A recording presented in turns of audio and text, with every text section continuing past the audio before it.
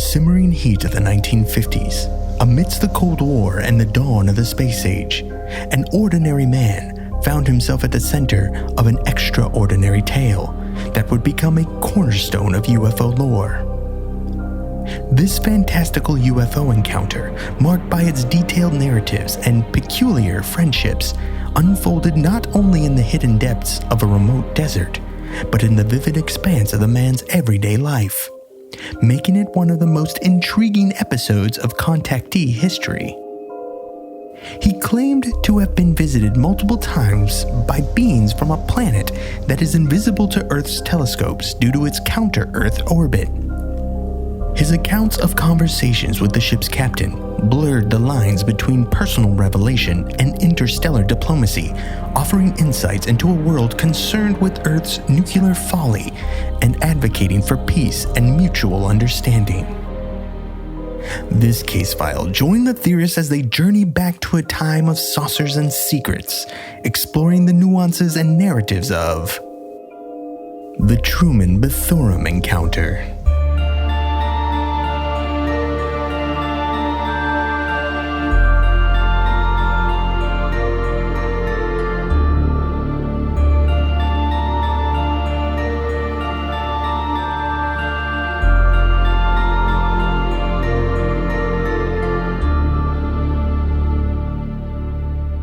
Welcome to Alien Theorist Theorizing Case File 314.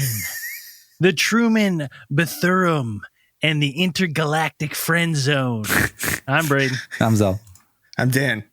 And I'm Andrew. Man, why didn't you should have introduced yourself as like the Holy Ghost or something? Yeah. He wouldn't introduce himself at all because he was sitting there just like, sounds like we're live. Braden's like fiddling with something up here. And it's just like, I got my 30 bottles of wine. It's on. We're going. Well, that's because it's been a long time since I pushed the live stream button because Braden wasn't here. Yeah, it's but you there's told no. him. It's like, Well, I didn't. I thought he was. Braden's like, Why? Yeah. I didn't hear him say he's been really working on that lighting, as you can tell. Yeah. He's been really going ham on the lighting. It's a filter. He's trying to de-age himself. The closer, it's like you can't see any wrinkles. Powerful LED light. Just trying to get extra white. I think if I sat back, look, that's. Now you look green.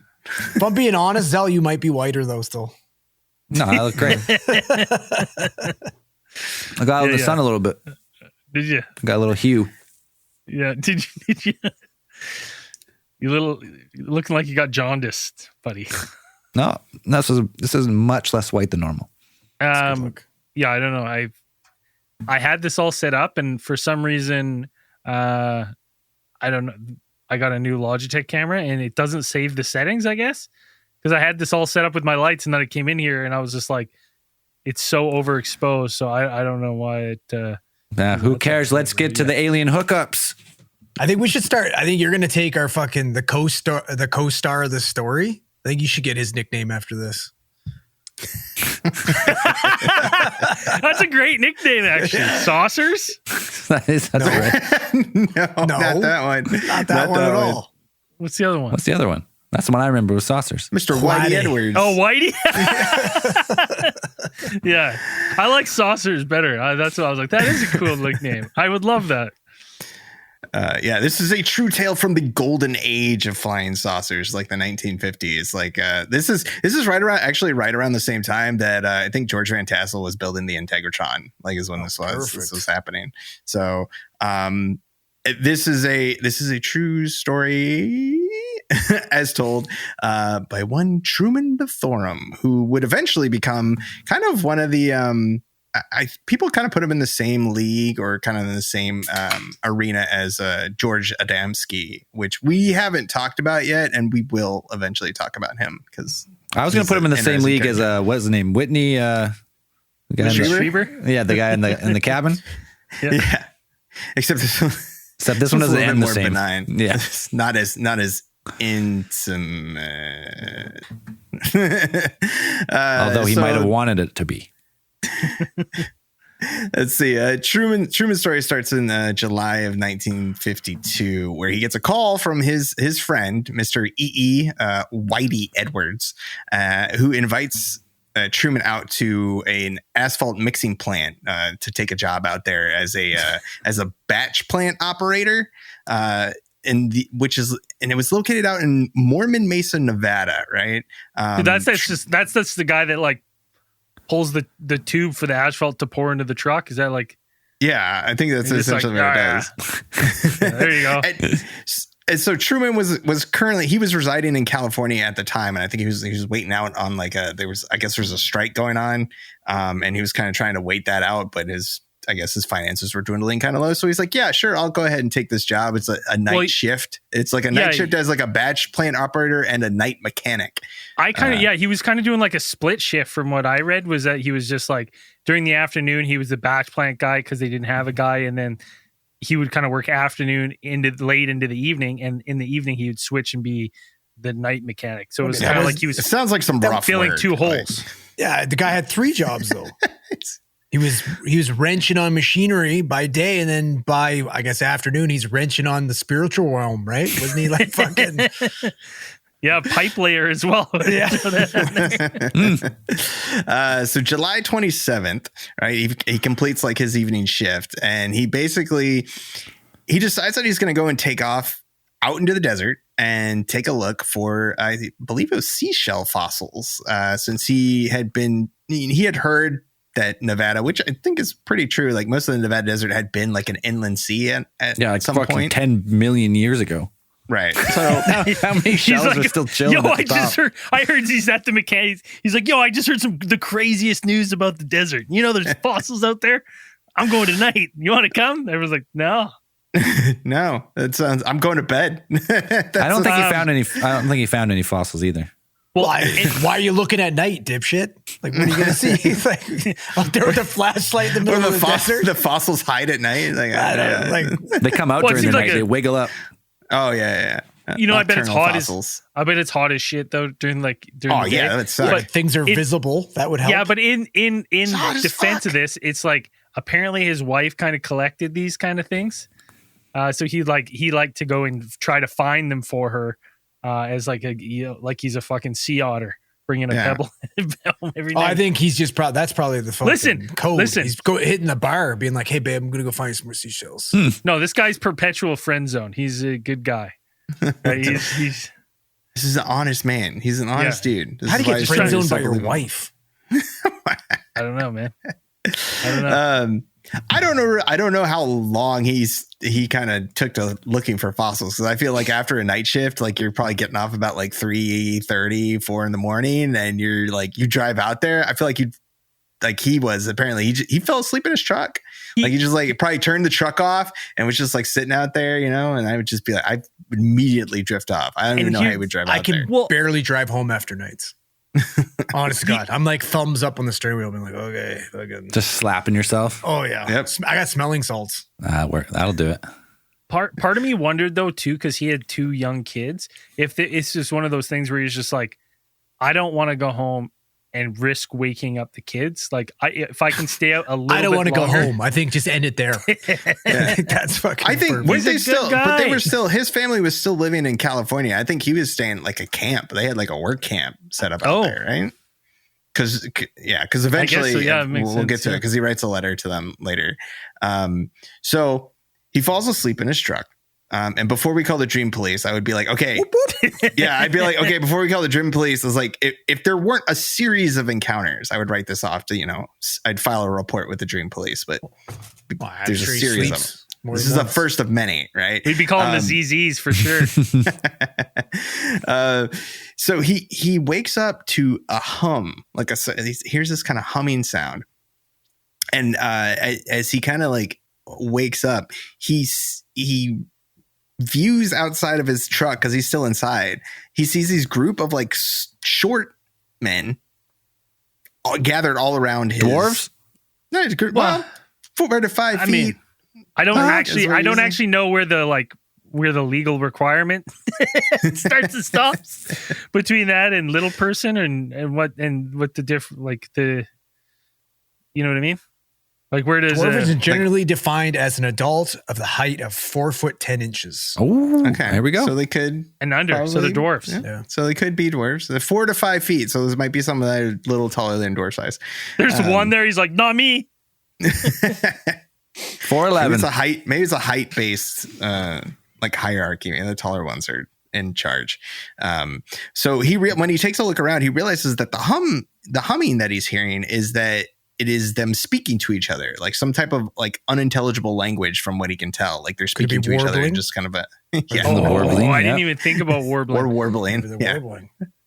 Well, he's just like crocodiling out of his truck window, peeking. Yeah, Walking he's the probably fucking- he's probably just like he's putting his seat up like from the reclining position, like, oh, what the fuck? Well, it'd be shocking. going You're on like, here? he's not technically out in the middle of nowhere because wherever he is, it's like he's not far from camp or work. Like he's not that far. Oh, he's probably based got to on- be at least like 10 minutes or something. I would Yeah, think, but that's right? not that far. So it's like to be like, oh, there's not a chance of seeing anyone. Yeah. I'd be like, no, you're not that. There's far. also the desert. Like you feel like out in the middle of the desert, you're just like, oh, you all of a sudden you've got your car is surrounded by these very and short. One of the main descriptor that he describes that I fucking loved. He goes, they were all wearing uniforms and what looked to me specific like Greyhound bus uniforms.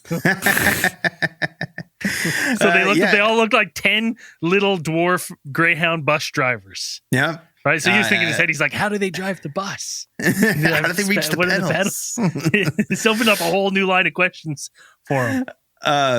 He describes them as wearing some type of uniform. It's like with black billed caps, and they've got these kind of reflective pants that he said kind of gave off like a blue gray hue. And I guess it was like a full moon. They're that crisp. night. Yeah, so they're looking pretty styling, I assume, right? And he describes her complexion as like tan skin, but there's something when he looked at them, there's something just not right about their faces. He described them like they're kind of like they look strangely taut, like Kind of like when the Joker gets his face cut off and then he puts it back on as a mask. well, maybe not that far. I mean, Not a little too taut. Somewhere in the middle. Too taut. That's too taut. That's too taut. Loosen that up. Loosen that bad boy up a little bit. Okay. We're talking like, you're 65 years old and you've had your Botox. 15th facelift. And you just kind of got that like yeah, like not you quite can't- the Edgar is that Doesn't better look right. face. Yeah. That's just such a terrible. Like I remember when I forget the chicks from Friends. You see, a couple of years ago, they both like got fucking fillers Courtney and Cox? Botox. Yeah, You're yeah. like, oh my god, what happened? Yeah, what happened? Yeah, It's just to be a hot older lady. It's The okay weird to be thing a hot is older because it's lady. like it's universally not liked. Like that look. Like Bro, have you seen Madonna lately? oh yeah, dude. Oh, it's, man. Oh, Gremlin. Yeah, she does. But she's taut. She's definitely taut. definitely Oh, yeah, taut. she- Very but she's a taut. gremlin. She's attacked those wrinkles vigorously, and they are gone. Scary. Yeah. Yeah, they're all peeled into a fucking hair bun on the back of her head. Yeah, it's just like a little. It's little like stapled stab back. Yeah, it's got skin. clips. It's got a bread clip on the back of her neck. Yeah, She it's just like got- it's such a weird look. It's not good, man. No, And never then is. plus, you think about all the fucking baths she's taking in orphan's blood and shit like that too. Oh, yeah, Adrenochrome. it's not She's good. drinking diet Yeah. adrenochrome, Yeah. Yeah. cracking those cans like No, zero adrenochrome. zeros. Yeah. Yeah. Sugar free. Diet's With not lime. cool anymore. Yeah. Is No? zero Okay. the same as diet? Like, what's the difference here? Well, they think it's both. just I better think branding? zero just has zero Different type of calories in sweetener. total. I don't know if diet Yeah. has any calories. Oh, It just yeah. has no sugar. 0 I don't know. calories. Why they keep calling it diet then? It's rebranding, I bet. Yeah, Yeah. Right? They Zero probably sounds fucking- cooler. Like yeah, it does sound zero. I like it. Tastes better. So one of the men stepped forward, kind of seemingly like taking the stance of leader, and kind of tries to speak to Truman in their humming kind of strange language, but Truman can't understand him, and Truman kind of does his best to try and like communicate that he doesn't understand. Right? He's like, I don't understand, and he may at some point been like, "Do you guys speak English?" Which at this point, the man nodded and responded in clear English, "You name it." So it's somewhat like, to me, that like implies that Oh, it fuck yeah, speaks bud. every language. That's all. Speaks like any language. Like, you name the language, we speak it. Well, and that's what, and in one of the accounts that I read, that was the response is like, whatever you want, we'll speak. And he's like, Yeah. okay. And then they just like, they just started all basically singing. Hi ho, He's like, hi ho. Disney movie. Soft Just stumbled into a go. Disney movie. Yeah. He's like, oh, It is. I don't know. It's one of those things that's like we've talked about in other encounters where it's like, I always feel like it's strange though. Why did they start speaking to him in their language? It's like, yes, you'll understand our language. It's But like at the same time, these people they're like shorter, like a little bit shorter humans. Like we have normal people this size. Yeah. Right. So like not, it's like, yeah. well, I mean, when they're that size, I'll give them a second look. You know what I mean? Yeah. 4'10".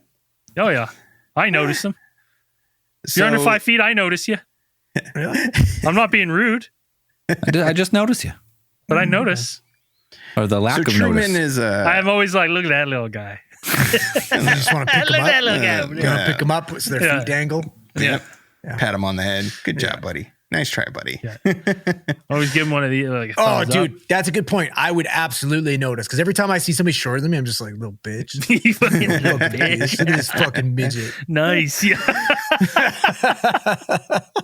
It's so true, though. I look at these short people, I'm like, Slightly taller than this them.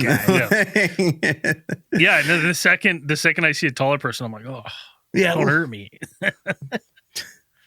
You have to fight the urge to salute him. Yeah. it must be weird when you see another tall guy seeing other tall guys, and it's like you must get like a little standoffish. Yeah. Don't know. It must be weird. I don't know. I've just always been like, everybody's tall. Yeah. Fuck them all. I don't feel that tall, but I guess I'm like, I think You're I'm pretty just tall. average. What are you, 6'1"? No. You're 6 No. foot? No, you're not. You might be almost hair 6 under. foot. Hair under. Hair under. I'm probably shrinking though, so I So bet you I'm were closer to probably 5'11" fucking- and 3/4. You're probably 6 foot when you had hair. Oh yeah. Morning head, bedhead, Yeah. 100%. Bedhead, we talking bedhead 6'1", easy. Oh, yeah. We're talking to fucking follicle to tip, 6'1". Without a doubt. So Truman he's not as put off by these strange visitors as you might think. So he gets out of the truck to kind of Well, greet them 4'10". formally. What are they gonna hear? Yeah, God. probably. You're Doesn't like, feel very threatened. I'm about to riggedy wreck all your little suits here. Yeah, definitely non-threatening because of their size, I'm sure. Well, and they're And just so- friendly, and they're just like they're like, They're yeah. not that different. Like they're nothing about them sound other than having taut skin and being Yeah, a little bit. they got nice uniforms on. Yeah, they're like, just the like press. press. See the threateniness. Yeah, they here. seem pretty Like, you go to friendly. what's the average height in Mexico? 5'2", 5'3"? That's a good question. Man, not that much smaller. Still look it Well, up. Thailand's pretty short. You got pretty low in Thailand, Yeah. Philippines. Yeah, yeah, probably. Yeah. So Bethurum Truman hops out of the car and he's like, yeah, hey, gonna kind of greet them formally with like a handshake or whatever. And then he is stunned by the silent floating 300-foot flying saucer that is sitting behind his truck that he sees as he gets out. He's like, I was like, nothing struck me as weird about the 10 men in Greyhound uniforms until I saw the giant flying saucer. Giant fucking flying saucer that's silently hanging right behind my truck. Wow, when it got there, he doesn't know. It's just you get out of the truck and you're like, you didn't even see it because it's silent. So it's like creeped up on him. And he's just like gets out of the truck and like, holy shit. Like, all right, something weird is going on here. So Truman is then, he's kind of ushered towards the ship. Like the men kind of crowd around him. And when one of them kind of indicates himself as the leader, kind of takes Truman by the arm and then says that, hey, we're going to take you to meet our captain for some reason. Yeah, he's like, oh, okay. Like, all right, little guys. Just he's holding all their little hands. Yeah. Swing me. And he asked the men like, where are they from? And one of them that responds, they say that it's ridiculous. They just say our homes are our castles in a faraway land. Whether that's a mistranslation or something, they can't exactly get it right, or they're just being intentionally vague. It's up to you.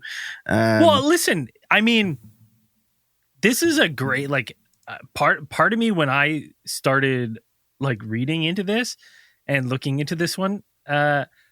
I was thinking in my head, if you think about a lot of the things that are said to Truman. And if you think it in the context of like, if I was to meet aliens, like tomorrow, they come down, I would be like, boys, I saw aliens. This is exactly what they said to me. And I would tell you exactly what was told to me. So knowing that, they're just like, yeah, we're going to say some weird shit because this guy's going to repeat it. And he's crazy. And people are going to be like, what the fuck are you talking? Like, it's actually kind of an ingenious cover.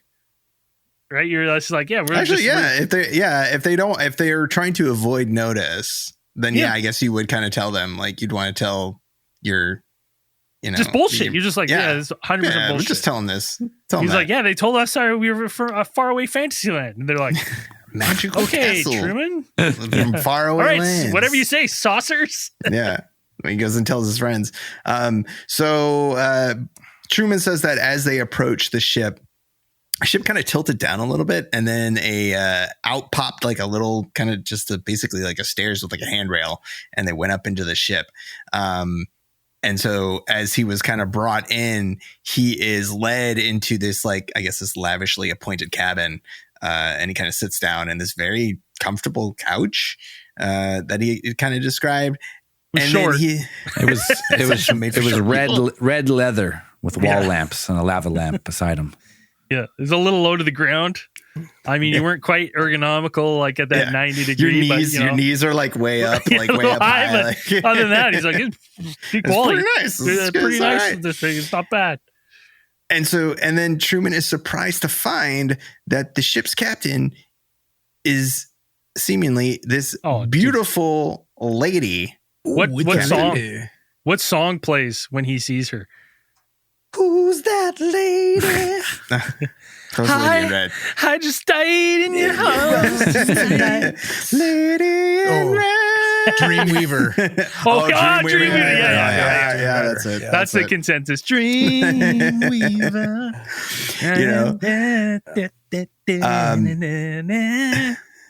It was probably some polka shit, actually, knowing this fucking guy. This apparently human woman. I mean, human as far as she's got, seems all the features seem very, Homo sapien. She's got all the bits. She's got all the bits. Yeah. He's like, hello, pretty lady. When does the captain get here? When does the captain get here? Yeah, right. Are you her secretary? Are you his secretary? Like, when does the captain get here? So he describes her as having this, beautiful black hair, olive toned skin, no jewelry or makeup that he could notice. And she wore just this a natural beauty. Right. And she wore this uniform. It was tight. Real tight. Yeah, real tight. Dude, I like real tight. This tracks.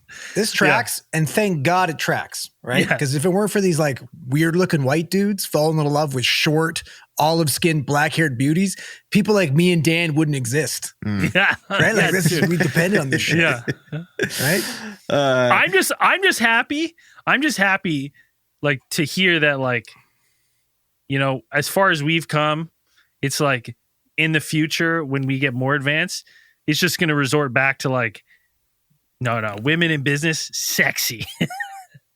Like almost inappropriate sexy. Buddy, there is nothing sexier than fucking dual incomes. Yeah, that's true. Okay, I'm all about that. All right? Bring it. Let's go. Yeah.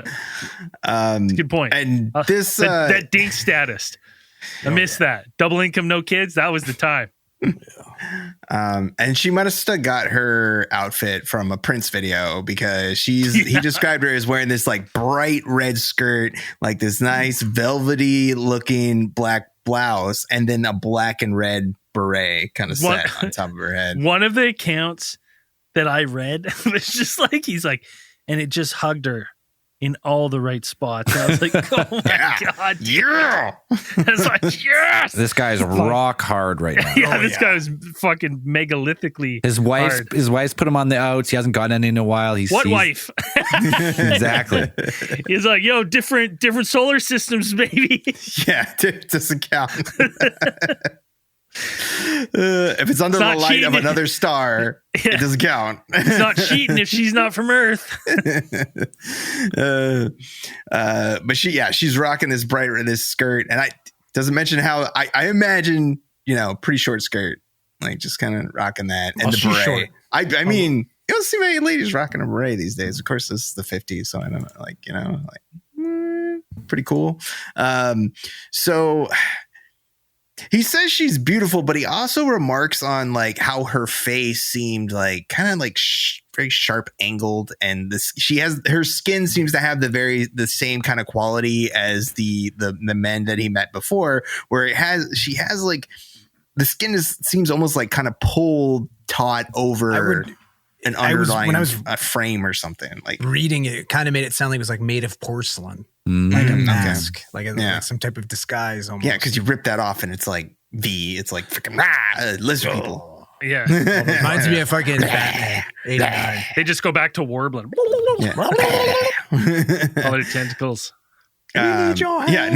She rips it off as the lizard person, like whips out the tongue, and he's like, joke's on you, I'm into this shit. More tongues, perfect. Got it. Dreamweaver.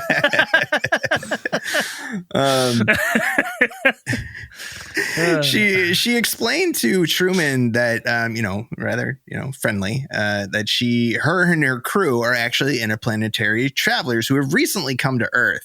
And first thing Truman's asked, like I think he's pretty on point with this question, where he's like, how the fuck did you get here? Like, the space is vast. Like, he has an idea, astronomy is a thing now. So he's like, he's like, how did you get here? How did you cover the huge, vast distances in space? Like, how did you do that? And, she responded with something pretty vague, but essentially saying that time and distance are inconsequential to her people. So movement across these vast distances was like nothing to them. And that kind of makes it sound like they're folding time and space. Mm-hmm. And something that they've discovered, like technology, to go ahead and just move through time and space instantaneously, or at least at an accelerated rate.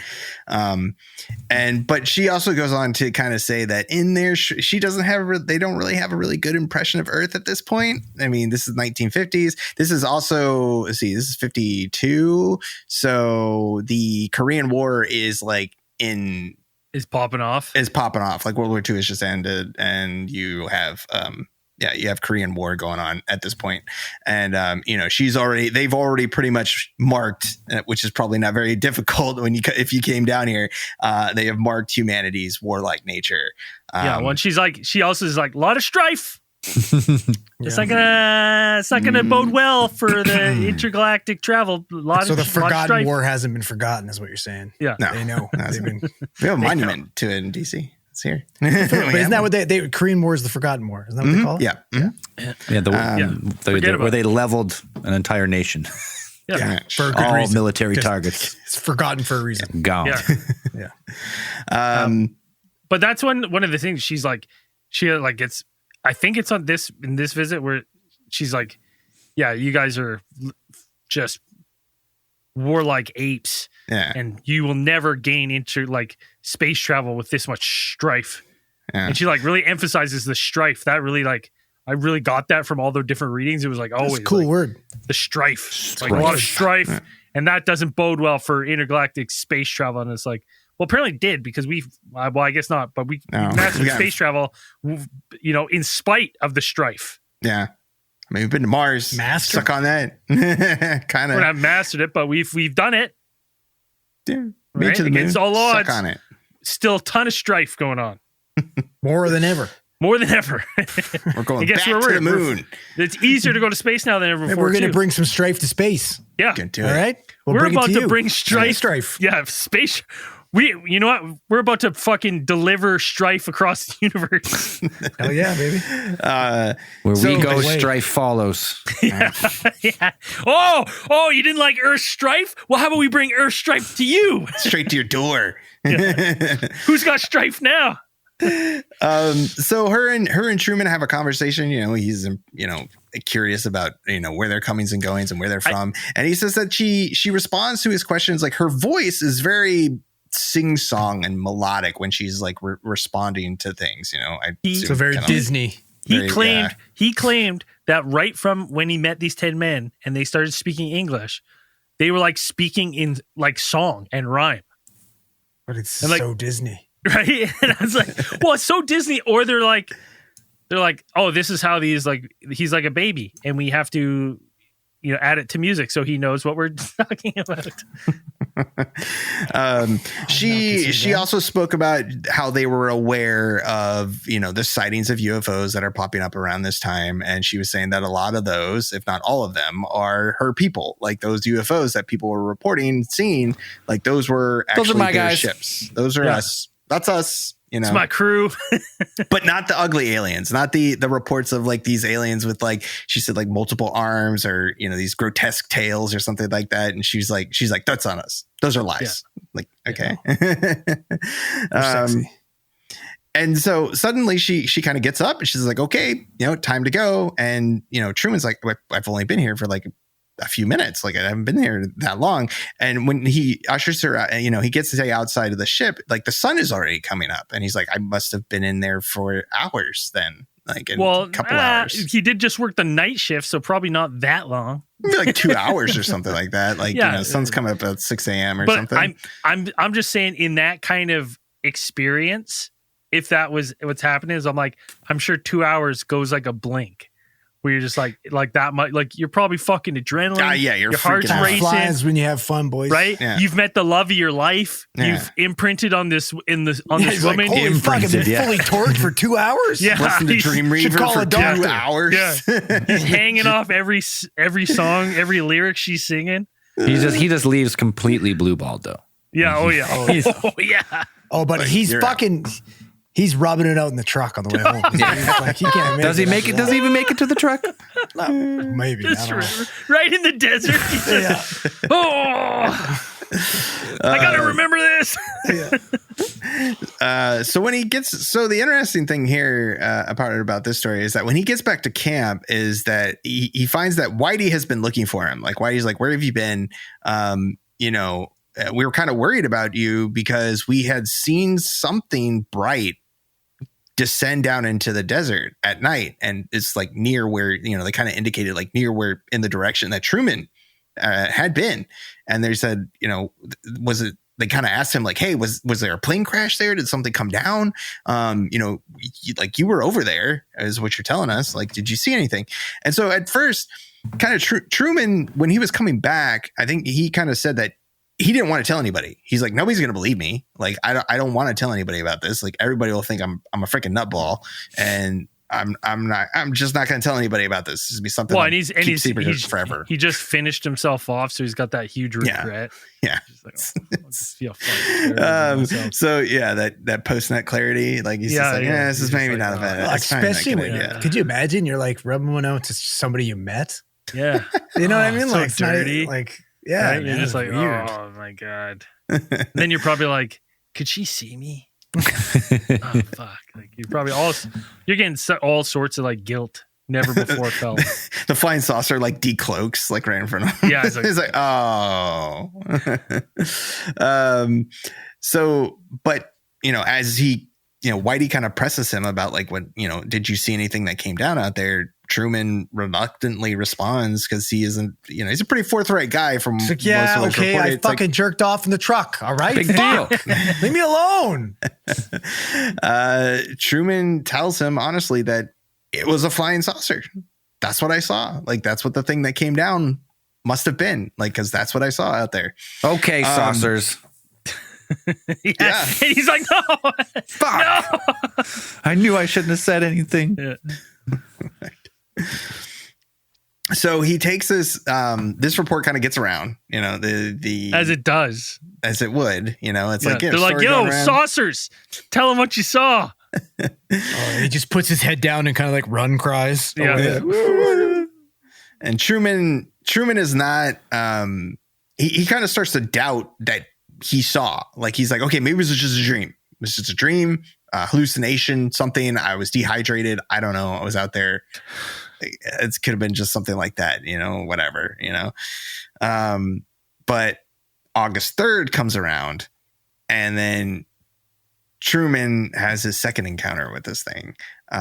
Is saying that Truman was finishing repairs on a couple of work trucks when he witnessed a bright object that looked like kind of what he described as like a strobing multicolored meteor. Like it didn't look exactly like a meteor because it was changing colors. Like it was like green to yellow, blue, all kinds of different colors in there. And to be honest, if you had this kind of experience and you're like out anywhere with the sky, I can't imagine that you're like every night you would just be glued to like looking like what's out. When's she coming back? Yeah, and you've just like dick in hand looking up. Dick in hand. When's she coming back, boy? Just helicoptering. Well, what did he refer to it as? He's like sky conscious or something like that, or sky aware. Oh, like what he is. He became sky aware because he was always looking at the fucking sky after this. I'm not sure that the term he fucking used. Greer stole CE5 from this guy. Yeah. It started with different I wrote that, motivations. Is the CE5 in the notes later? I wrote CE7. Is the CE5? I added 2 extra steps. I don't know. Yeah, it's great. Yeah. Well, it's the 6 and 7 is where you pull off your pants and jacket. Oh, right. Okay. So yeah, Bethurum was way ahead of the game on this. Yeah, yeah. It's a little bit of mix of some fucking sex magic too to get him to come down. So as this meteor kind of comes down in a general in the direction, Bethurum kind of marks that direction and he takes off in his truck. Like he doesn't even bother to find a road. Like he just like straight at it, just like, okay, dead reckon, takes off in the truck, bouncing off through the desert. And then when he gets there, like to the location, like where this thing kind of came down, he finds the ship. He finds the 300-foot flying saucers out there. Where that's got to be the biggest flying saucer we ever talked about. 300. It's huge. It's humongous. The fact that that thing is like in the first encounter where it's like just behind your truck, like 7 feet off the ground. Like it must. That's fucking terrifying. Bizarre. Like I can't imagine that. No, I might be getting ahead of myself.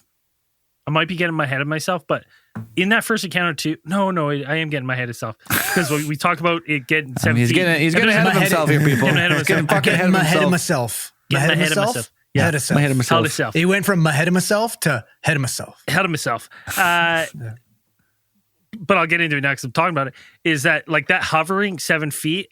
There's an account from him where he's just like, "Yo, what's up with this? What's up with this spaceship here? How is it doing this?" And she's like, "It's incredibly light. Try to lift it." And he puts his hand and like touches it and like moves it, like moves the craft in the air. And he's just like, It looks like because it looks like it's made from stainless steel. So he's like, this thing is got to be 180, Maytags. Yes, that is the standard measurement of 1800 Maytags at least.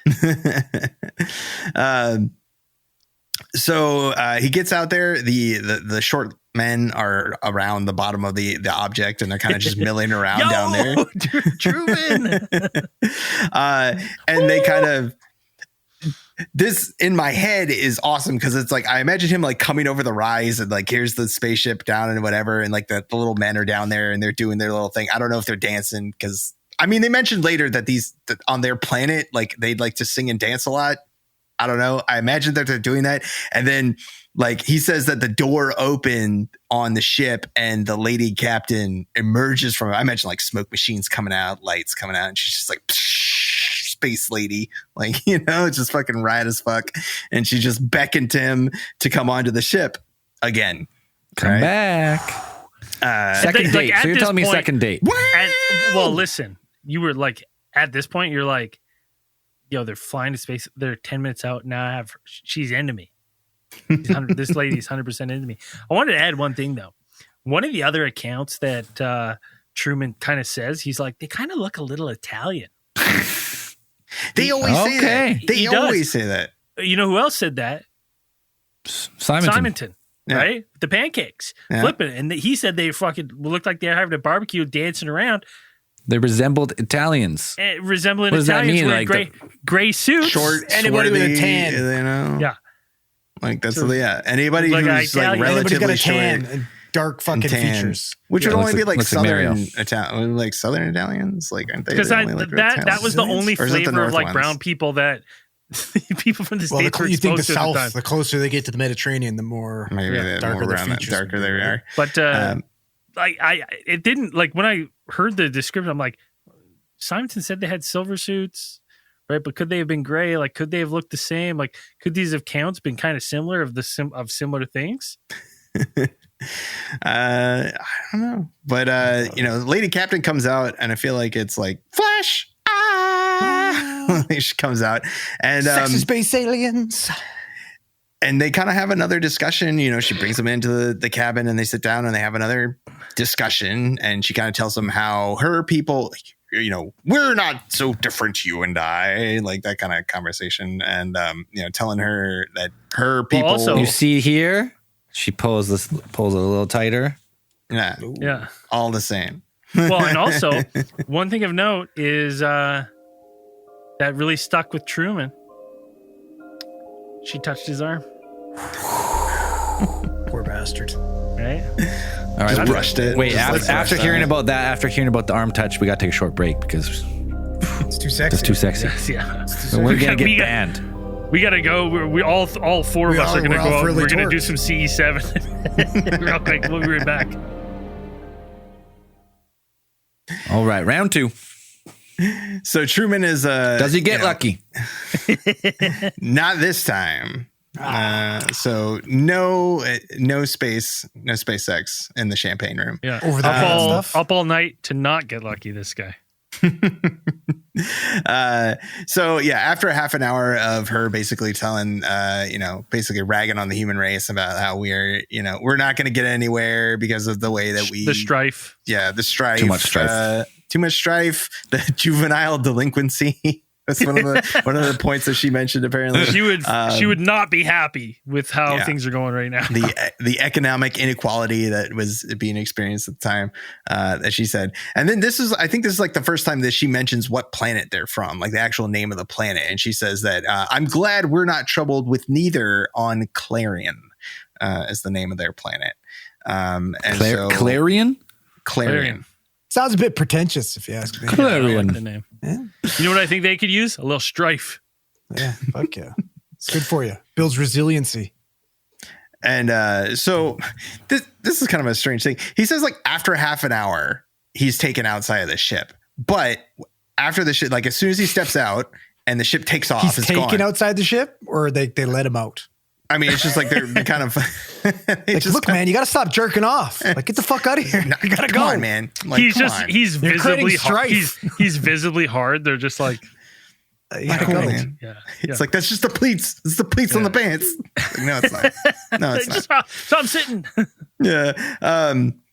So he says like after half an hour, but when the ship leaves, because as soon as he touches the ground, he says that ship just takes off, like instantly takes off and then it's gone. But he takes a look at his watch. His watch has stopped. Classic. So I don't know how he said like it's half an hour. I think he's just guessing because I'm like, how do you know it's half an hour if your watch stopped? Like, Well, my guess is like he drove back and then he's just like, what time is it? And someone's like, what Yeah, time he is goes it? to the This sun. time. Yeah. So just a few like 2 weeks after, a little more than 2 weeks after, August 18th, 1952, Truman has another encounter, and This is the time. This is the time. Well, this is the time that Third date. Everybody knows what happens on the third date. Oh, yeah. Oh, yeah. Well, he makes sure to take care this time that he's going to actually ask the lady's name. Like he hasn't gotten a name yet. So far, he hasn't got a even name. said a word. He hasn't even Guy's got a a slow name. mover. He's just been sitting there. Well, they've been talking they've been asking all these questions, but he never asked her name because his buddy Whitey like says like, hey, you've been talking to this lady, because he's been telling Whitey about these encounters. He's like, you've been talking to her. What's her name? And Truman's like, I know. She's just didn't so even beautiful. ask. She was so beautiful. I couldn't ask her name. Yeah. right. So How tall was she? Wow. Yeah, I was like, how tall Perfect she height. was. Perfect height. So when he boards the ship the third time, he makes sure to ask her, what is your name? What do I call you? Her name is Ara Raines, and she spelled it out for him apparently in English. Listen to that fucking. Let's welcome to the stage, Ara Raines. No kidding. Dreamweaver. That's a fucking stripper name, boys. That's a stripper name for sure. Buffets free all night. The buffet. Let's see. So apparently, like this time, they start like trading family stories. Kind of He's getting talking deep. about families, He's going you know. deep on He's directly into the friend zone here. Yeah, It's yeah. like, that's and this is where he finds out that Aura she's got a boyfriend. Well, This is she's where a she finds out grandmother. She got a boyfriend. She's a grandmother. That does not deter him. No, well, because That makes it he better. has her pegged. He has her pegged for like 28, like originally. Well, And and then- could be. And Clarion. We don't know is. how they're plant. We don't know the gestation periods in the planet and shit like that. Yeah, we don't know. I their think. age. Well, we don't have a I clue. think technically, it could. I mean, she could be a grandmother regardless. Well, but they That's could true. have like a fucking 2-day gestation period. yeah, Who maybe. knows? Yeah. Right? So after, during this training, so apparently this is the time that she she consciously allows, or kind of like it definitely allows him to like touch her. He's like, hey, you can touch my arm, because just to see that I'm real. And this isn't all a dream. Just with a one finger. Just yeah, like, just like, yeah. He kind of reaches out with the hand. She's like, no, one finger. One finger. He's just all okay. finger and eyebrows. It's like they're leading this guy on. You can do a lot with one finger. Yeah, one finger, like 3 eyebrow raises. Eh? He's like, you will be mine. So after this encounter, he like from the last two and into this third one as well. Like he's now trying to convince Whitey to come and see the saucer with him. Like what's happening so often that he's like, I've seen it 3 times. Yeah. Like I've seen it 3 times. You should come, and you should come on the night shift, because it'll definitely come. Like, if you show up, like, it might come tonight, and you can see what I've been talking about. Like, you can come see this. So he finally convinced Whitey on August 25th to come on the night shift. And I imagine Whitey was a bit hesitant. Number one, it's like, I don't want to fucking go on the night shift. Like, are you fucking no. Like, It's the worst. I don't want to do that at all.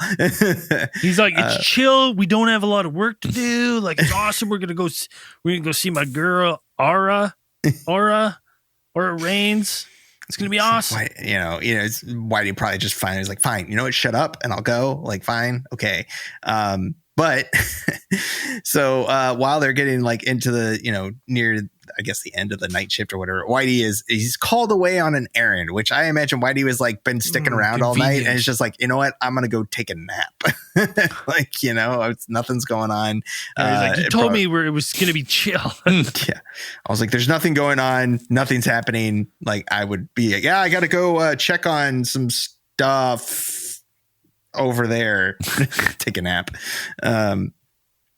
And so after he leaves, though, the ship arrives. The ship shows up, and this is when, and Truman can't find Whitey anywhere, so he goes ahead and goes back onto the ship. And this is when he goes and he proceeds to ask questions that he has gathered after the subsequent encounters. He finally has bullet points on a notepad to what to say and what to ask. Yeah, I think there's like one of the points where they were like he was taking notes like at these encounters. Like, he had a little notebook or something that he was marking down a bunch of likes, stuff. dislikes, loves walnuts, hates, so hates strife. He had collected a number of questions that he had gathered from friends and like neighborhood children, and kind of asked them.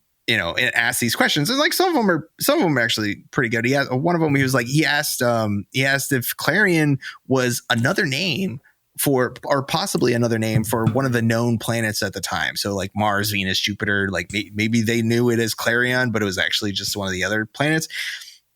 And Ara told him that Clarion is its own planet, but it's invisible to Earth because it's on the other side of the moon. So we can't see it. Just on the other side of the moon. I thought it was on the other side of the sun. Well, it was first moon, and then people were like, "That's first off, it's ludicrous. That doesn't work. Doesn't work." And he's like, "Sun?" They're like, "It's unlikely, but more believable." He's like, "Sun." Must have got confused. And she was saying, she kind of tells him that, he asked him about life on other planets. And she says that all life signs on other planets are undetectable until you get very close to a planet. Like otherwise you wouldn't be able to tell that there's life on a planet. But she was saying that there is life on other planets that they have found once they've approached these planets. So for example, Mars was inhabited by huge ranch community. Yes. Ranchers. And, like a number of ranchers living in these great country estates, humans, to all appearances, they are human. And so like they are. So Mars is like Yellowstone. That's what you're saying. Yeah. I don't ever want to go there. You know, it's like, I imagine it's long and boring and nothing happens. Like, that's what that is. Welcome to Mars. A lot of epic stare downs and epic speeches. And, but Truman had the foresight this time, or the forethought, to bring a camera with him. And he was going to, and he's like, yeah, I'm going to take a photo. Can we get a photo together? And Aura kind of brushes him off and says like, what good would a photo do? Oh, she is hard to get this one. She's like, if you took a photo of me, it would just be a photo of a woman in a room. Like for all appearances, it's like she's just an attractive lady. Like it wouldn't prove anything. So it's a disguise then, for sure. Yeah, like, he's got his camera and he's just like put on this image. He's taking mental snapshots. Like she's aware of the image that she's projecting. That she's like they blend in with humans. Yeah, exactly. That's a good point. So it's a costume. It's a fucking suit. He does like talk about like she's a fucking Zoidberg under there. What's the a little bit of uncanny valley maybe where he's just like something's just not quite right. So the next encounter is a little bit stranger than the other ones because it happens outside of the ship this time. Does she got another guy? No. Well, I mean, so this one happens August 27th, 1952. And you gotta picture because like this guy's been nonstop. He has a wife. He loves this girl. He loves this fucking space woman that he sees. So he's nonstop talking. Everyone is calling him sauces at work. They think he's fucking full of shit. He like his buddy Whitey, his only buddy, is like he's getting tired of this. Like he's like, okay, listen, buddy, I've almost had enough. Hey, make your move or shut the fuck up. Shut the fuck up about this fucking spaceman bullshit. So they're having him and Whitey are at a fucking Nevada diner. They're just hanging out, sitting, and all of a sudden there's like Whitey like kind of looks and he sees like a kind of like a small group of like noticeably small men with one noticeably small, attractive Italian looking woman, tight suited. What looking. These people could be? And That's bizarre. And she's wearing just a real sexy black and red beret, a black blouse, and bright red skirt. And so Whitey, because he's heard the description of Aura so much, he starts giving the nudge to our boy Truman in this diner. He's like, hey, is that who I think it is? And he's like, fucking play cool, man. Fucking play cool. Yeah. So he's like, I mean, Truman's like, doesn't know what to do. He's all nervous, right? Because he's in love with this girl. Whitey so just like fucking American Pies it. Yeah. Right on the table. It gets so awkward that Whitey's just like, listen, I can't even fucking, I don't even want to be. This is too awkward for me. You're awkward. Everything's awkward. I gotta leave. Right at the table. Like, I don't want to. Yeah, I don't. At the table. He's like, I gotta leave. I'm out of here. Like, I'm gonna go. And he's like, Truman's like, please, hey, just listen. We just wait by the door. Wait by the door, please. Just tell me where they go. So Whitey stands by the door, and Truman walks up, and he like sits there, and he goes like, "Hello, my lady." And this girl just like kind of like gives him a weird look, and is like. Looks away and he's like, do I know you from somewhere? I'm just picturing a George Costanza type character. Yeah. And she looks and she's like, no, I don't know you at all. And he's like, oh, so he kind of like, he's walking away. He's like, no, he kind of, it's like multiple times. He's like, yeah. Are you sure? Like, yeah, he goes back. Saucers. I beg your pardon, Clarion? My lady. And she's like, no. Yeah, he's like, spaceship, and she's like, huh? And like the little guys she's with, they're all like looking weird. And she's like, I don't listen. I'm trying to eat breakfast. Like, this is 3:30 in the morning. Sorry, sir. I'm not, whatever this is, I'm not interested. And then like Truman just like, oh my God. So he like goes to the front and he's like paying his bill. And then he's like, he turns back and he's like, they're all gone. Ara's gone. Her little gone again. Team's gone. Ara's gone. Yeah. And he's just like, so he runs out to Whitey. He's like, oh, where'd they go? I didn't even see them leave. And he goes, Whitey's like, they were never here. Yeah, he's like, what are you talking about? No one's left. No one's left the diner. Right. And he's just rattled, just like, what? She big timed me. And this was a weird move after this one, because after this diner experience, he like writes his wife. I guess he's like, listen, we're done. You gotta know. Well, I mean, that's where it led to, but he's like, you gotta come up here to see this UFO. You wouldn't believe it. Like, as if he's like, I don't know. Like, it's a long letter too. Like, it's a really long letter, like detailing the encounters that he's had up till now. And he's telling her like, you need to come out here. You need to see this. Like, you should come out here right now. And she's like, oh, something's wrong with my husband. Yeah, she wrote back to him like, you need to cut this shit out. Like, like you need to stop jerking off in front of random people. Yeah. Like, what is going on here? I was like, people are gonna think you're crazy, and then people are gonna think I'm crazy because I married you. Like, well, and then she's like, what's the fucking deal with this? Which girl were you touching? Like, so upset. But like, it got so bad with him that like, and at this time that they're just like, people are just like, this guy's a fucking Korean spy. Yeah, that was one of the things. Like, his friends started at work, like, kind of started to suspect him, or starting like implying that maybe he was, consorting with Korean spies. Like, he's keeping a low profile, like a spy. He's describing right? these these small, these foreign looking, literally people that he's detailing every meeting. Yeah, and so he's like, they're like, if you even going as far as like, they sound like pretty threatening, where they're like, we'll follow you out there and we'll shoot him. Like, well, like they're like, he comes back and he's like, oh yeah, they're like, I was hanging out with Ara again, and he's like, good, she just wanted to know our troop locations. Yeah, it's our troop. Yeah, logistical. Our FOBs, where those are. Yeah, where the missile silos. What kind of munitions we're using. Just cute stuff like that. It's going really well, guys.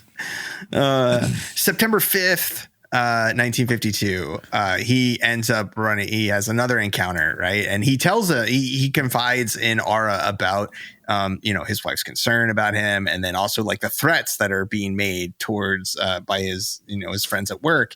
And then Ara says that, she laughs it off like completely, where she says like, they couldn't harm us even if they tried.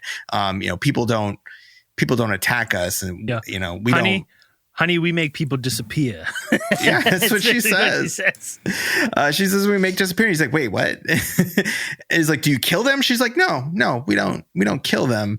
They're just people who attack us are just gone. Yeah. Okay. Doesn't she do like a magic trick? And she's just like, look at this. Here's the flashlight. Flashlight's gone. You see him? Gone. Now you don't. Throws it over his shoulder. Yeah. Gone. Vanished forever. Illusions, Michael. You tell your friends. They want it. They can get it. And then after this, like, Truman has another like strange experience where he says that he reported that he had sent his work suit and stuff out and a couple other items of clothing out to the cleaners one day, and then when he got them back, apparently like his one like nice like new work suit was like ruined on one side, like just like ripped to shreds, like tattered stuff like this, and he was like, what the hell? Like he's all ready to get on the phone to the cleaners and like give him a piece of his mind when he's like, wait a minute, like this is the suit that I was wearing when I touched the ship. Like this is, and so in his head, he's saying that, the natural conclusion he draws is like, when I touched that ship, something happened. It blew apart the clothes. Fibers. Yeah. It like messed up the fibers or something like that. So, and then a little bit later, Whitey's family is coming in to they're going to visit Whitey in Las Vegas. They're going to go meet him in Las Vegas. And he invites Truman along. He says, Truman, hey, come hang out with my family, good time and whatever. And so, once they get into Las Vegas, like they drive out to the city, and Truman goes to get a haircut. So he gets a haircut. Jeez. And as he's getting his haircut, didn't have a lot. He does the pictures of it. It's like, it's not, it was probably a very short haircut. You're like, what kind of, why are you paying for haircuts? Yeah. Some questions. So Truman has how long up until now you started seeing the Shut the fuck up. All right. We're not talking about that. We're talking about fucking Truman here. We're not talking about me and my business. All right. Truman's case file. Just as the barber is finishing up with whatever he's got left on his head, Truman spies like this small woman, familiar looking woman, walking out in front of, like, passing the shop outside the window, wearing the very familiar beret, the black blouse, and the red skirt. And he's like, that's her. That's her. That's Aura. So he jumps out of his barber chair, and I imagine he's still got like smock on and everything. He just jumps out of it, throws the money on the counter, runs out there. He's got like the patchiest buzz cut going on. Yes. Like the barber's not even finished. He's like, zzz, and he just like runs off. So he rushes up outside to try and catch her. And then like he steps out onto the street. He said that the woman like looked at him, like made eye contact, definite eye contact, and kind of acknowledged him with like a nod, like gave him a nod. But it was kind of the nod that says that she doesn't want to be recognized. Like she doesn't want to just kind of, maybe like she doesn't want this weird ass stalker. Yeah. Like is he accosting some random lady on the street? That's just okay, or she just probably gave him a nod being like, he's just yelling at her and he's just like, okay, yeah, all right. And then, walked off and disappeared into the crowd. So after this, Whitey, comes and gets Truman, and they all meet up with his family. And Truman's like, gets this great idea in his head at dinner. He's like, you should all come see the UFO. Whitey, you and all your family. Everybody should come see the UFO. We should drive out to the middle of the desert and go see this UFO. I'm pretty sure as he's having this epic rant at Whitey's family's house, he's now freshly divorced. Like freshly divorced. His wife has left him because he's been like, I'm in love with the space lady. I love her. I've never touched her, but she touched her once. She touched her arm. Yeah. Yeah. And Whitey is like, nah, bro, we're not going. You need to cut the shit out right now. You're being weird. Stop it. And that's enough. We're done. Like you're done with this right now. We're not. My family is not going to drive with you out to the middle of the Nevada desert. We're doing you a solid by letting you stay here while you're going through your divorce. Yeah. I thought it would just be nice for you to get out, and shouldn't be alone right now. But you're being weird. We're all really concerned about you. So after they tell him no, they're not going with him. Truman by himself goes out there, and he remembers that. At one point during their conversations, like Ara had told him, like, all you have to do is think about us, like think about the ship and encountering, and we'll hear it and we'll come, like we'll show up. So he goes out there. That is CE7 stuff. as Dan's coined. And he calls him down. And at this point, actually, he's kind of bothered by the fact that she made the thing disappear. And it's been kind of weighing on his mind, where it's like, so you guys say you don't kill anybody, but you make them disappear forever. Like, where do they go? Yeah. Where do they go? And so she kind of says like, yeah, he's like, listen, I got an ex-wife. Can you make her disappear? She kind of How does this work? she gives like a vague explanation about what kind of happens, but essentially kind of ends it up with being like, there is such a thing as teleportation. So it's like they're just like teleporting these people somewhere. They're like Right in the middle of space. Yeah, into the bottom of the ocean. Like fucking just Arnold style, like to the sands of Mars. Eyes are bugging out.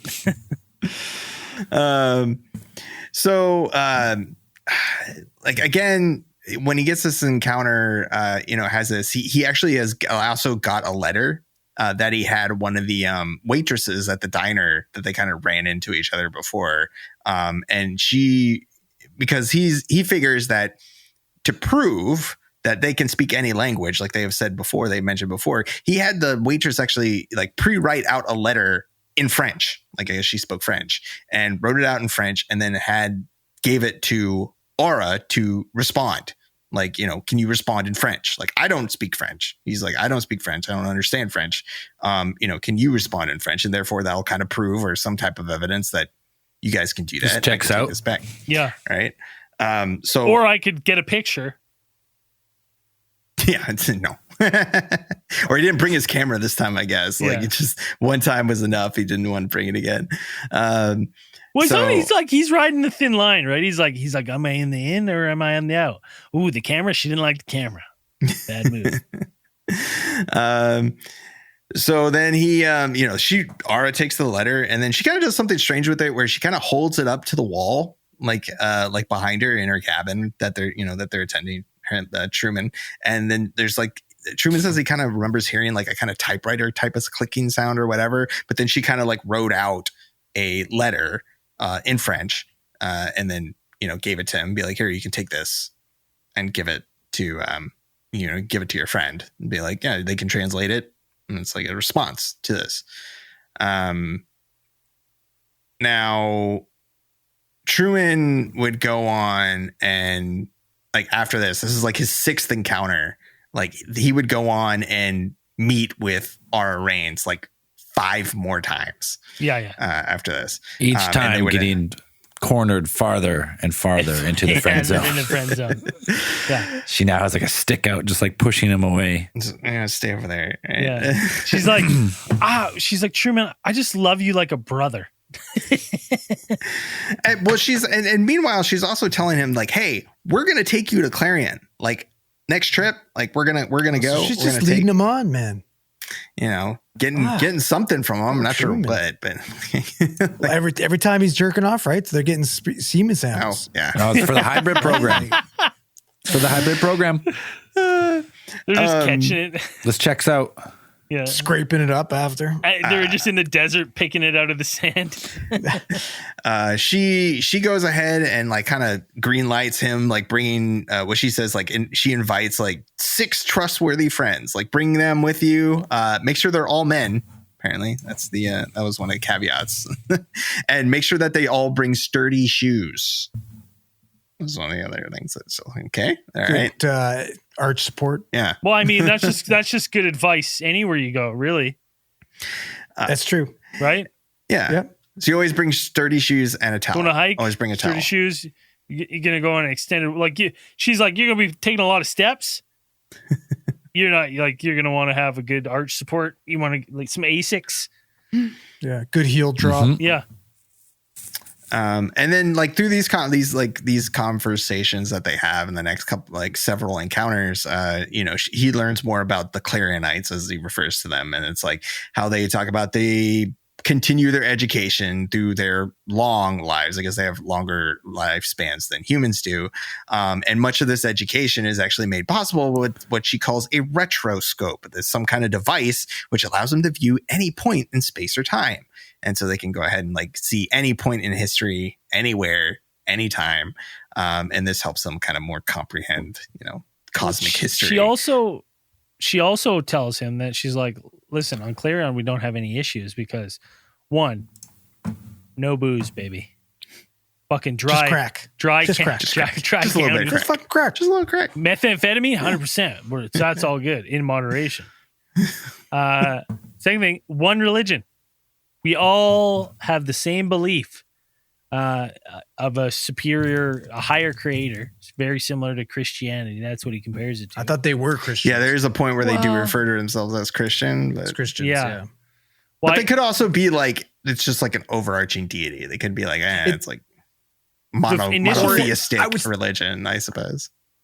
I mean, and I was thinking too, because like it might be his way of like rationalizing what they're saying too, right? Like, oh, well, this is like a biased, but it's interesting. I was thinking about this, and you know, like it kind of doesn't work because it's so many. This is like throughout 6 different encounters.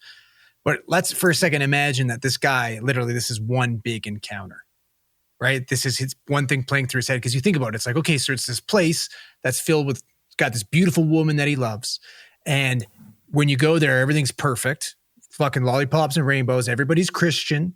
There's no drugs. There's peace. There's no strife. And I'm like, did this guy have a fucking NDE in the fucking desert? And this is like heaven, you know? And he's sitting there and he's like battling with it back and forth. Like, okay. But that's what it sounds like. This place sounds like heaven, like it's full of Christians and, you know, or like a certain stylized style of. They also like, she also goes to say like, they have just an affinity for like one type of music, and that is polka. That's like a good polka. I mean, they fucking love a good polka. Yeah. That's what the accordion, right? That's very popular with polka. You can bust out some accordion polka. I mean, that'd be dope. Like, I'm not nothing against it. I mean, she says that the clarinets, like, that's what they do. They sing and they dance. They love like any chance that there is, like, and they'll have a celebration like at a drop of a hat, and bust out the accordion. You got a one world government. You got a world peace. You have everyone believing the same religion. You all only sing and dance and all love polka. Let me tell you why fucking Aura is slumming on Earth. She's from a fascist regime. Clarion is fascist, right? That's why they're oppressed, and they're coming here to cut loose on this fucking slumdog planet with all of us Homo sapiens, because you're not allowed to drink. You're not allowed to fucking, have fun at diners. All you can do is fucking why polka, do you think she was in Las Vegas? Like, and pray. Yeah, right? Right? Like, to me, I'm like, this Clarion does not sound good. It sounds like you're brainwashed in some sort of, this is some North Korea shit, right? That's what this is. Where does it get away? Right? They're like, oh yeah, we have a supreme leader. Everything's peaceful and everything's great. We just come here to eat the food because we're all starving. So they are Korean spies. Yeah. So like the 11th time that they visit would be the final time that they leave. And so that would be the last time that he sees Aura Reigns. And so after these encounters, and like the story kind of gets out about him he's telling everybody at this point about anyone who will Aura listen. Reigns, anybody. And the story gets printed out in the papers, like at local newspapers and stuff like that. And who picks up the story but legendary George Adamski, who is also legendary contactee during this time. And he kind of picks this up and invites Truman to come and hang out at his residence in Mount Palomar in California, and like brings him out there and he's like, hey, I want you to meet some people. Like, I want you to tell your story and all of this stuff. And, gets an audio recording. I couldn't find the audio recording of thing. I didn't get a chance to listen to it. I couldn't find it, but he said that he got an audio recording. And then, this is when Bethurum, Truman starts making the rounds. He starts going to like speaking conventions and stuff like that. I think he was actually I think there was like a photo of him actually at that one of those, what was it, like the Big Rock UFO convention, or the things that George Fantastical was like throwing, like those big, those big whatever UFO festivals parties that we're having on, like those Big Rock UFO festivals. I think he was a speaker at one of those, telling a story about his encounters with Aura Reigns. And, eventually he would get convinced by Adamski to like hire a ghostwriter to actually, write out his whole story and his encounters. And that would be aboard a flying saucer, which I don't think you can find in print anymore. But he'd write this book, and that kind of just puts him in that same thing as Adamski. So he had this like straight up. Now we get this great story of classic 50s, 1950s, UFO encounter from him. It kind of takes even like a weirder turn later down the line, because in like one of the later meetings, she's like, you should like start a like, Aura tells him like, hey, you should get a following and start like telling the people and training Start them. a cult. Yeah, basically start a cult. And that's exactly what this guy does. He starts a fucking cult. What was it called? The Knowledge of, it had a cool name. I can't remember the name now. I feel like every UFO guy back then started a cult. Like, because then Van Tassel had his, and who's the other guy the other one that we talked about? I wrote it down and I can't find it. Truman, fucking cult. He had like a legit cult and a following, and it was based on like being he like, it was majority of men. And I was like, because I always am like, oh, like how do these guys fucking convince these guys? And he's like, listen, they're so short there and they love tall guys. They don't care what you do. They'll sleep with hot alien babes, and they will 100% sleep with you as long as you're taller than 4'11". You're tall there, and they love tall guys. It's unbelievable. Even though he never once and they're his stories were convincing to at least some extent that he was actually investigated by the FBI. Like the FBI were keeping tabs on him. Like there's a report like the official FBI archives. Like it's one of the things that pops up is his name along with others. He was one of those guys that was investigated by the FBI as like, because around this time, you're going around, you're spouting all this stuff, this like utopian ideology, philosophy stuff. And I was like, hey, stalking short women. Yeah. Accosting random women on the street. And you're like, hey, that's some communist shit. Right. So he got put on the list, and they was like, yeah, so you have official files of FBI investigating like his activities during that time when he was like his like prime encounter time. Well, and then when he starts this cult, and I cannot for whatever reason, I cannot remember the fucking name of this cult. It had something that was like something of knowledge or something of thing, but he had like convinced people like, oh, like you follow me, you like these people, we're going to meet them. The Friends of History. Basically Friends of History, something like that. I can't remember. And so he's like gaining popularity. He's like gaining a mass, and he's like, you know what I need? Secretary. So he starts interviewing for a secretary position, and who comes and applies for the secretary position? No. To be the secretary of his cult? Aura Reigns shows up. Look like he's like, you're here. Now she's giving him the secretary fantasy. Well, oh no. This guy's in trouble. He's like, it's you. And she's like, I don't know what you're talking about. He's like, ew. And so he hires this woman based on the fact that she is identical to Aura Reigns, and for a long time is convinced that she's just Aura Reigns working with him when he writes the book, the voice of the voice of Clarion, the voice of the people of Clarion. And like this lady works with him, and he's like, I know her name, and I know she says she's not, but that's my secretary. That's Aura Reigns. That's her. I wish I could fucking remember the name of this cult this guy starts. Like it's still around. There's still like a small like group of these people waiting to bang these sexy alien ladies.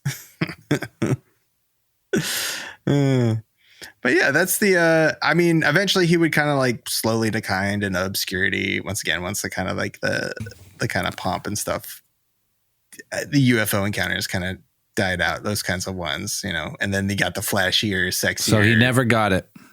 Never got what he wanted. No, she left. Didn't even say goodbye, because I think they still were promised him like on the end, like, hey, we're going to come back and we're going to go to Clarion.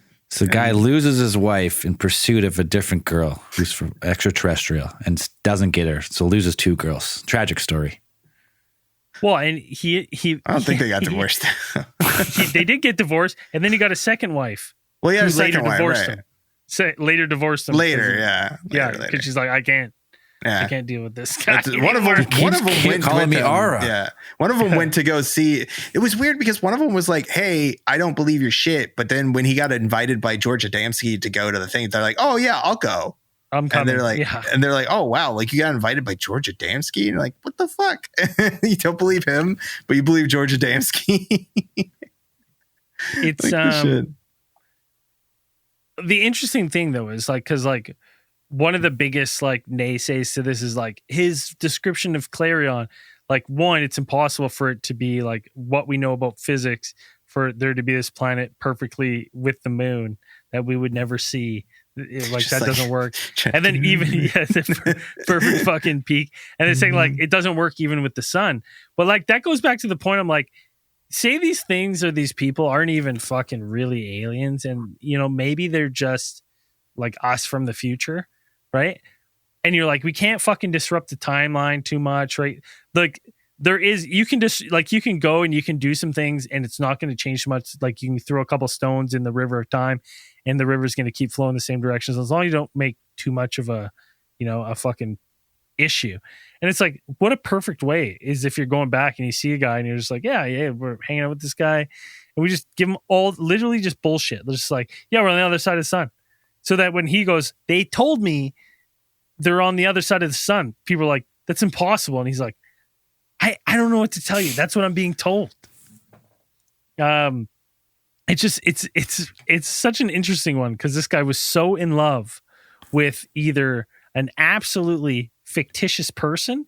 Well, he always claimed it was platonic, their relationship. It was nothing but platonic. Yeah, it was a friend. She was a friend. Yeah. Fully platonic. Bullshit. I mean, yeah, why would you? Yeah, if you're going to write your wife a huge long letter, you probably would be like, yeah, we're just friends. I love to sit on the couch in front of her as she interrogates me, touches my arm. With her kick-ass beret and short red skirt. Yeah. But yeah, that's the Truman Bethurum Encounter. One of those fantastical 1950s encounters, which I always find them enjoyable. It's like, what is it? Again, I always enjoy these kinds of ones as opposed to the, you know, when that shift happened. I always talk about it, but like whenever that shift happened into over to the you know, the Whitley Strieber type of encounters. You know, I always enjoy these more ones that are like, the aliens were like, just nice, you know? Yeah, they were cool. Molesting people or they were cool. They had nice, like, you know, clean looking outfits on, looking like bus drivers, look like Greyhound bus drivers. Yeah, they got sweet flying saucers and just like, you know, cool and sleek. And you're just like, yeah, it's cool. And then, you know, somewhere down the line, they turned into these weird little gray aliens that are coming up to put stuff up your butt. And you're like, turned into a horror movie. Yeah. Yeah. Well, I mean, by all the accounts of these Clarions, I would, like, if I'm to believe that they exist, it sounds like they're wearing costumes, like Andrew said. Like, they're just, like, definitely, like, the way they present, the way they say things. Yeah, it's like 100%. But, you know, I again, as far as like a fucking perfect single religion, single government, polka loving, dancing global society, that's fascism, baby. You can't convince me otherwise. That's what Earth would have looked like had Germany won World War II. I'll be dancing polka in our dancing polka. Digging in our Greyhound bus uniforms. We're all wearing the Greyhound bus uniforms. Yeah. All the women are wearing short red skirts and black blouses and jaunty berets. I guess. Berets big in Nazi Germany. Yep. Tragic tale. Tragic tale. That's why it's, you know, got to make a move early on. You got to let it be known. Okay, you got friends. Let this story be a lesson to you. That's for all those relationship seekers out there. Moving quick. Just go for the hard, either get it or just get hard denied and then carry on. Now, this guy's chasing around for years. It doesn't take 11 trips on a UFO to know that it's not going to work out. Like, when you know, you know. He knew, but she didn't. Realistically, the guy's just trying to get out of work. I gotta go. I can't find the name of this cult anywhere. Do you remember? Like, I've been scouring the fucking. Do you know what I mean? Like, it was in two things I read, and then I listened to one thing, and I was like talking about like this like group he started that still carries on, and it was like the consultants of knowledge or something weird like that. Like that's what he called. Cool. Them. Yeah. And it's gonna, the second we go to after hours, I'm gonna be like, oh yeah, fuck this instantly. But yeah, I can't find it at all. I had it written down earlier, and I'm just no idea. Maybe our theory of the week will know. Anyways, do we have a theory of the week? I thought you said you did. You had one. No. Did I have one? Oh, I definitely did. You didn't have one? Well, if we don't have a theory of the week, we just rest in peace, Akira Toriyama. Mm-hmm. Akira Toriyama, theory of the week. Yeah. Thanks for everything, man. Bringing super sweet aliens and power levels into our lives. 68 years old. Too young. Way too young. Didn't get Dragon Ball Season 2 or Super Season 2. Honestly, is he still like a showrunner on that? He was. Sure. He was being consulted for most of like the overarching story, I think. But yeah, still going. I mean, there's tons of different artists and stuff, and people writing. So, this is like, what is Dragon Ball the biggest anime, or is definitely one of the biggest animes out there? I don't. Naruto. Yeah, Naruto, One Piece by sales, it's One Piece. Like manga sales, it's One Piece, and then Dragon Ball Z, then Naruto. I think. Yeah, Dragon Ball's Juggernaut's just going to keep rolling, but yeah, Dragon Ball. I think Dragon Ball is more universally Piece, recognizable than One Piece. Like a lot of people recognize, if not like the characters and stuff, that like the tropes and stuff that are introduced into pop culture. Like it's, I mean, you can't all of those things.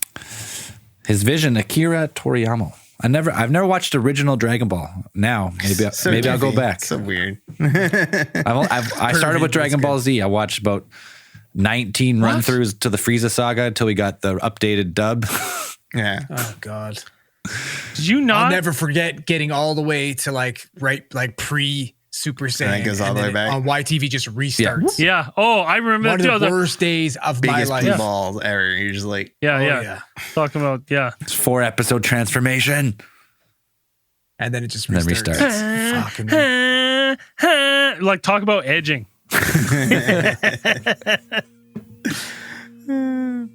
All right, if you're not supporting the show, alientheorist.com, hit the support tab. All the early access, all the goodies, all the bonus stuff we've ever done's on there. This week's newest supporters, we got Fake Name, Zell Made It Up. Nice.